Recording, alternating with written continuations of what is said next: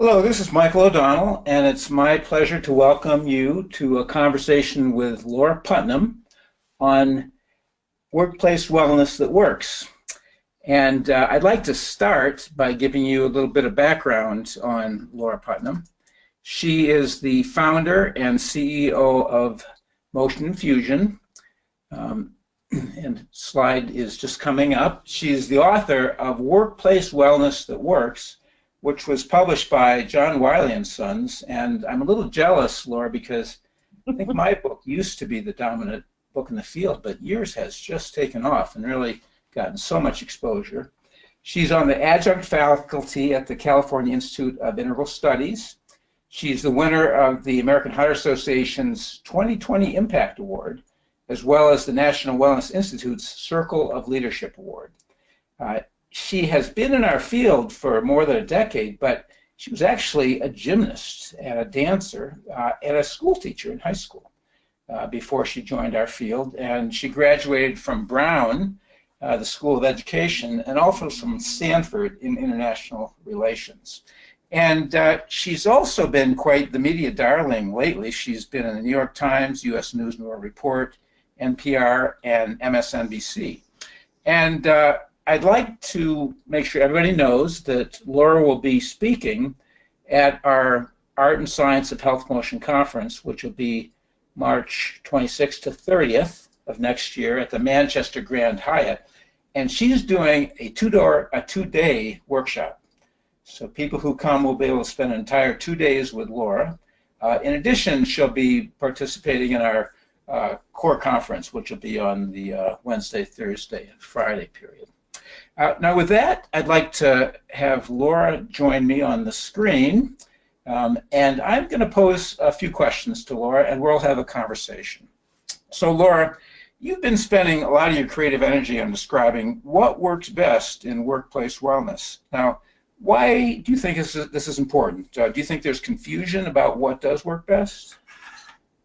Well, I think that the real problem, the pain point that I hear over and over again is, unlike the field of dreams, if you build it as in a workplace wellness program, they will not necessarily come. And so while most organizations in the US have some kind of wellness offering, across the board, most organizations are struggling with rates of engagement. So what I define as workplace wellness that works is a wellness program or a strategy that's in place that promotes employee well-being and actually engages them in that effort. And I think too often we see a lot of what I like to call check-the-box wellness programs that aren't really engaging people. Rather, people are collecting on their, say, $150 incentive, they take the health risk assessment, and then they haven't really made any real behavior change. And just like you've done a lot of work around this issue of behavior change, Michael, that's really the key, is how do you engage people in meaningful behavior change that sustains over time? And then more importantly, how do you engage managers, leaders, and organizations in cultural change to support well-being in the workplace? So that to me is what workplace wellness that works is. So, you raise a very important point. We, for a long time, we've recognized that we need to get people into our programs. Mm-hmm. And sometimes we've talked about that, as you say, collecting their incentive by doing things like taking an HRA or showing up at a session. But we're really not having much of an impact unless they're really engaged, unless they really want to make a behavior change. And you talk about that as the engagement crisis. So what are your thoughts about how we can engage people? And before you answer me, I want to know that if you have a question, I'm going to continue posing questions to Laura. But if you have a question, please type it in the box, and then I'll read those questions to Laura. So Laura, what do you think we can do to really engage people in programs? Well, I think that there are a number of things that we can do, and certainly in my book, Workplace Wellness That Works, I outline 10 steps that I think are 10 key pieces to really starting to engage people in a more meaningful way. So I don't want to go through all 10 steps, but A couple of highlights are, one is I think that we have to help people to start from a more positive place. And I think that we've borrowed too heavily from the medical model, which in my view is great for diagnosing what the problem is, but not so great in actually engaging people in improving their health. I mean, we take just even something as simple as a doctor prescribing medication, and we see that there's about 50% compliance rate on that. And then when we come to doctors prescribing lifestyle change, then it's very similar to what we're seeing in the field of workplace wellness. Less than 20% most of the time is what the rates of engagement on that are. So I think one of the reasons why we're seeing that is because, and certainly in the field of medicine, and again, I think that we've borrowed it too much in our field, is that we historically have started too much from a place of what's wrong with people. So take this health risk assessment. I mean, just the name itself, health risk, it connotes that there's something wrong with you, and we're going to identify those risks and then report that back to you. And the problem is that the research of leading positive psychologists like Barbara Fredrickson really shows that starting from a negative first place seems to have the opposite effect, that it puts people in a more reactive, kind of fear-based place, and as opposed to a more positive state. And she talks about the idea of kind of creating more of a broaden and build effect, that if we help people to start from a more positive place, that they're more likely to think more openly and be more receptive to making change and be able to sustain it over time. So that's just one issue, I think, that kind of transitioning from negative first to more of a positive first. But I think also a big piece is what I like to characterize as shifting our mindsets from experts to agents of change. And what is it that people like Oprah Winfrey do to engage so many people? I mean, it's no wonder that Obama and his team actually studied Oprah Winfrey in launching the 2008 campaign. I think there's a lot that we could learn from people like her, agents of change like Oprah Winfrey, who are really engaging large groups of people. What do we need to do that? And I think that one thing that somebody like an Oprah Winfrey does very, very well is that she engages people first and foremost on an emotional level as opposed to just a logical level. So similar to what you've talked about, Michael, just thinking about not only making the logical case for wellness when we're trying to get both senior leader and managerial engagement, but also to get bottom-up engagement is really about making the emotional pitch as well. And then the third piece, and I'll cut myself off after this, is I think that there's real promise in, if we want to boost rates of engagement, in not only getting senior leaders on board, which obviously is important in terms of setting the tone for any kind of wellness initiative, but also really obviously in allocating resources toward promoting health and well-being in the workplace.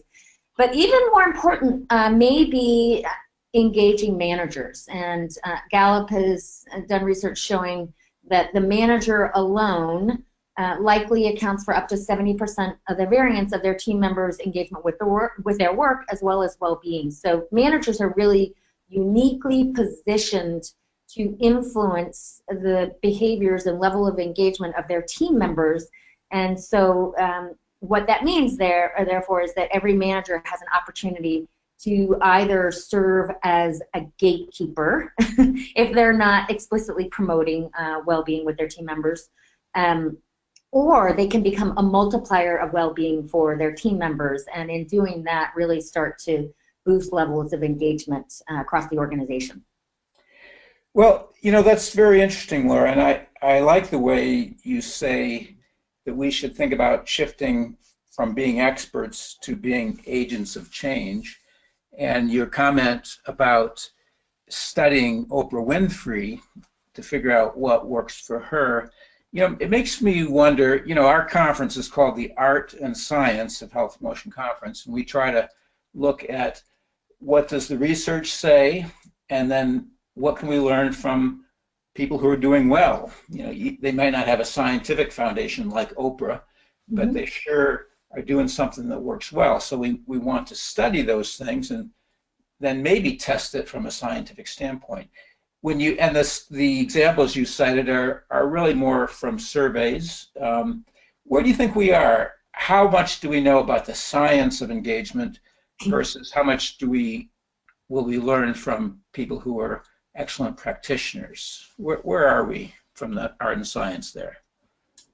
That's a great question. I mean, I would consider myself much more of an artist than a scientist. And so to your point about how we need not just the scientists, but also the artists to come up with solutions.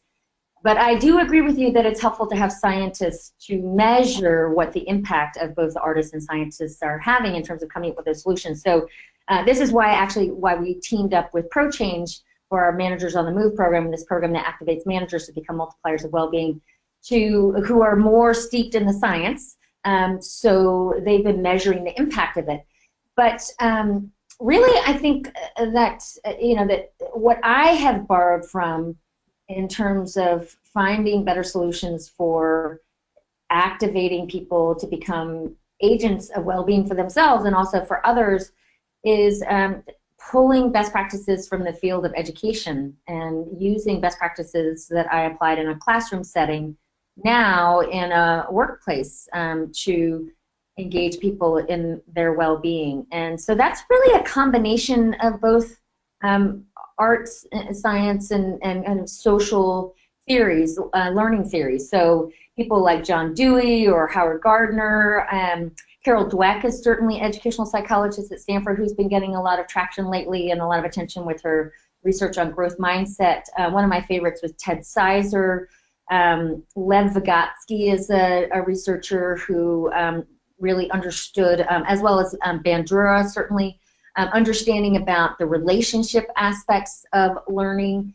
So in my work in the field of wellness, what I've really done is applied things like, Howard Gardner's work has focused on the multiple intelligences theory, understanding that each of us approach learning from a different perspective, and we have different intellectual strengths. So some of us are more analytical, some of us are more visual, some of us are more kinesthetic, some of us are more artistic, some of us are more interpersonal. And so the trick for me as an educator, or in this case an activator of well-being, is how can I create multi-dimensional experiences that really move people? And I know that if I'm leveraging the multiple intelligences theory in the work that I develop and deliver, I know that I'm more likely to reach a broader group of people. So I'm very intentional about how I leverage theories like that in the kinds of programs that I design and deliver. Laura, I'm going to ask you a couple questions from our listeners, and you've addressed this somewhat. I'd like you to take one more stab at this. I'm going to read two questions, and then I'd like you to reflect on both of them. Kelly Burt, or Bertie, I'm not sure, B-E-R-T-E, she asks, what research exists to answer the question, how likely is a sound organization leader to be a role model for wellness? And then also, Tara Davis says, if you work in an organization that cares mostly about research and data, how do you get managers to buy in if they're interested in engaging people, if they're not interested in engaging people on an emotional level?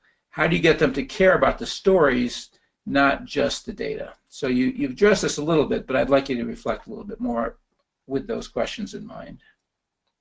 So just to make sure that I've got the questions correct, so the first one is what research exists about why an organizational leader needs to be a role model of wellness? So, and how likely is a sound organization leader to be a good role model of wellness? Mm-hmm. I mean, I think we might not know the answer to that. She's asking, how much data exists on that? I know that Gallup has done quite a bit of research around this. That's certainly one that we pull from. And then the assessment tool that ProChange has developed to go with our Managers on the Move program is creating some new assessments around how do we measure that. And what we're really looking at is 3 specific domains, which is leaders and managers practicing do, which is to lead by example, And not just in physical well-being, but in multiple dimensions of well-being, such as emotional well-being and social well-being, financial well-being, career well-being, community well-being. But also to practice speak, which is to think about engaging their team members in well-being, literally one conversation at a time, and really communicating the kinds of offerings that are available. And then finally thinking about creating systems that enable their team members to actually engage with offerings, and even thinking about creating systems that that are specific to their team that promote well-being. So the results that we have found in the research that we have done has been that we have, and again, this has been demonstrated by ProChange, and this is actually written up in the most recent HERO proceedings, if you wanted to see the published data on this. But we're finding that there's positive impact in the areas of productivity, in the area of engagement, both with work and well-being, and then also in the area of well-being. And not only that, but ProChange has measured a positive impact on their direct reports as well. So people who aren't even in the training are experiencing a positive trickle-down effect. So I think that there's, I know Mayo Clinic, they actually cited our research, and they're doing some research on this as well. So again, really starting to look at the key role of the manager. I think that there's also been a fair amount of research that has been conducted around the role that senior leaders play. But then in terms of kind of going to the next question about how do you get managers to buy in, what we always start with at the beginning of the day is helping managers to really understand the business case for well-being, and helping them to understand things like, did you know that if your one of your team members has not just a good friend at work, but a best friend at work, that they're 7 times more likely to be highly engaged in their work. So if you want to have a high-performing team, then it's in your best interest to promote social well-being. Or we'll talk about things like the research that's come out of NIOSH around total worker health, about the research showing the connection between safety and health. So you can't have a team that practices safety effectively without health, but also helping them to understand things like the connection between well-being and reduced presenteeism levels, as well as absenteeism, and also how that correlates with becoming an employer of choice and what it has to do with retention and attraction. So we have found that it's really important for those managers, first and foremost, to understand what the business case is, and the way we kind of in our soundbite is, it's first and foremost, it's about doing the right thing. Secondly, it's the smart thing to do. And the third thing is that it starts with you, and that's where we get into the research about why the manager is uniquely positioned to really have a positive influence on their team members. Okay.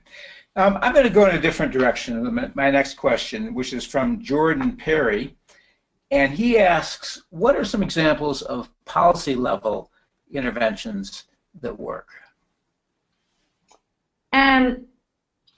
It's a great question. And you know, one of my favorite examples, I mean, well, first of all, I think without a doubt, if we look at what's happened with rates of smoking, that is an example of what policy level changes can make. And we as a country have reduced our rates of smoking from over 40% to less than 20%. So we've cut smoking rates in half. And I think it's less about individuals being so motivated and more about the fact that it's simply much harder to smoke than it ever was before, certainly, especially in our country. And so we've changed cultural norms. So Michael, tying to your model of behavior change, which I love, where you talk about how awareness only accounts for 5% of behavior change, and then motivation, I think you said, accounts for like 25%. Yeah. And then skills accounting for something like 25%. And then the majority, 40%, really ties to opportunity. And so that's where really, I think, policy making makes the biggest difference, is that it changes the opportunities and it starts to really normalize. It's a way of kind of changing, optimizing the culture and the environment to normalize well-being and to make it easier, and conversely to make unhealthy habits harder.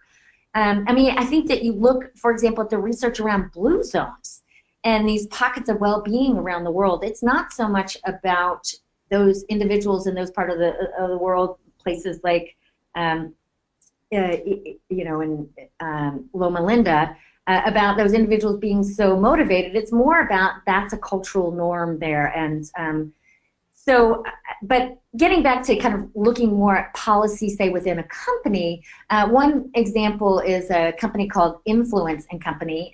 They're a social PR firm, social media PR firm, and their senior leader, their CEO, shared the story about a history of mental health issues in her family, and from there, the company made some changes in their mental health policies, and they've seen a real positive impact on issues around mental health. So I think that when you have kind of a combination of leaders showing vulnerability like that, and really personalizing these issues, in combination with those policy changes, that it can really lead to some positive changes. Okay, thank you. I'm going to circle back a little bit to our discussion from before based on a question that Mike Brennan has asked. And his question is really very long. I'm going to paraphrase it. He says that he feels like as an industry, we've really swung too far to the benefits-linked stick incentive penalty area. And while it makes sense for people to know that their health behaviors impact the costs of health plans, maybe we've gone too far, and it's really led to a bad taste in people's mouths of our field. While people used to love the wellness programs and not have any negative thoughts, maybe it's turned a little bit negative. So do you think this is part of what you're saying in terms of we need to start more from the positive? Absolutely. And I think also understanding the limitations that come with incentives and penalties, and understanding that at best, incentives and penalties will get people in the door, but they will never keep them there. And furthermore, they may cause a corrosive effect, especially over time, and lead to a feeling of wellness being, as many people in our field are characterizing wellness being done to people as opposed to wellness being done for people. And there's certainly lots of research to suggest that when that incentives and penalties can perversely lead to people focusing more on gaining the incentive or avoiding the penalty than a focus on the activity that we're trying to incentivize in the first place. So case in point, one company that we worked with, they had a biggest loser contest, which in my view is one of the worst things that you can do, and you add incentives to the mix, and it's like putting gas on the fire. But the wellness program manager sheepishly confessed to me that in their 12-week Biggest Loser contest, where they were giving out weekly prizes, that there were some individuals who were participating in the program where they would lose a bunch of weight week 1 so that they could win the prize, and then week 2 they would regain the weight so that then week 3 they could lose weight again to win the prize. Or certainly we've seen this with wearables where you put some kind of an incentive attached to that, and people then will cheat the system by putting the wearable on their dog or on a chainsaw or in the dryer just to win the prize. And, not to say that that's done across the board, but companies like Blue Shield of California, they used to allocate, I think it was somewhere around 60% of their budget was spent on incentives, and now I believe that they've reduced it down to 20%, and they have found that they have better luck when they de-emphasize the incentives piece, and also rather than just saying, here, enter, say, the walking challenge and you'll get a prize, instead you get to enter a raffle, and they find that with that there's a higher level of engagement. Mm-hmm. Interesting. So, completely different topic. I know that you've talked a lot about going stealth. Mm-hmm. What does that mean to go stealth? Tell us about that. So, going stealth is very simple. It's about looking for opportunities within the organization to incorporate wellness into those already standing programs and initiatives. So rather than trying to sell organizations, leaders and managers, as well as individual employees on these programs, these standalone wellness programs, you simply sneak wellness into non-wellness programs. So great examples of these are programs like safety training or onboarding, or the everyday staff meeting serves as a great stealth opportunity, or certainly leadership development is another great opportunity for going stealth. And this is actually, it's an interesting concept that I got the idea from looking at a small study that was done at Stanford University, where they had two groups of students. One group of students who these students were in a traditional nutrition course, and they talked about food in the context of impact on health. And then the other group of students were in a coursework that focused more on things like food and the environment, or food and human rights. And so there was not explicit discussion about the connection between food and health. And what they found was that the students who were in the coursework that was more focused on food and other aspects beyond the connection to health, those students were actually more likely to make changes in their diet than those who were specifically focused on health. So what these researchers took from this is that using, quote, a more stealth strategy may be a smarter tactic to get people engaged with this, again, with this behavior change piece. And I think that the truth of the matter is that most of the people that we're trying to reach are not really that motivated by health. Rather, they're more motivated by things like, it might be the environment, it might be things like, certainly Michelle Seeger's work has found that if you're trying to get people to sustain an exercise program, that those who are exercising for energy or exercising for social connections are much more likely to stay engaged over time than those individuals who are exercising, say, for the purpose of losing weight or getting healthier. You know, that's such an important message to us. And by us, I mean me and you and most of the people who are on this webinar, because most of us are health nuts. And we tend to see the world through our eyes, and we want to be healthy because we want to be healthy because we want to be healthy. But as you say, that's not what most people are motivated by. And, you know, it took me several decades to learn that. Right. Yeah. I mean, I think that people, you know, one of my favorite quotes is a Maya Angelou quote, and she once said, "My mission in life is not merely to survive, but to fully thrive, and to do so with some passion, some compassion, some humor, and some style." So I think that what we're really most people are more motivated by are things like, you know, this idea of living a life well led and having a better quality of life and becoming their better selves. And I think that's the kind of language I have found that is more resonating for most than a conversation about improving your health. And you know, what I've found is there are health nuts out there, and there are parents out there, and there are intellects out there. People, we don't want to get rid of the health message, but we just have to recognize that it's going to resonate with just a portion of our population.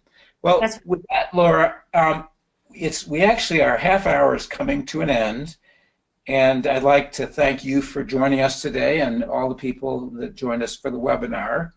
And I'd like to remind everybody that Laura is doing a 2-day workshop on March 26th and 27th at the Art and Science of Health Promotion Conference. So if you'd like to meet her and spend time with her, please register for the conference.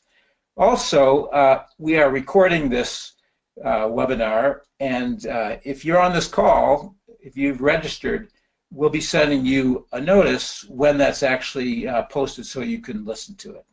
So thank you again, Laura, for joining us, and thank you, Michael. everybody a wonderful day. Thank you, Laura. Bye-bye.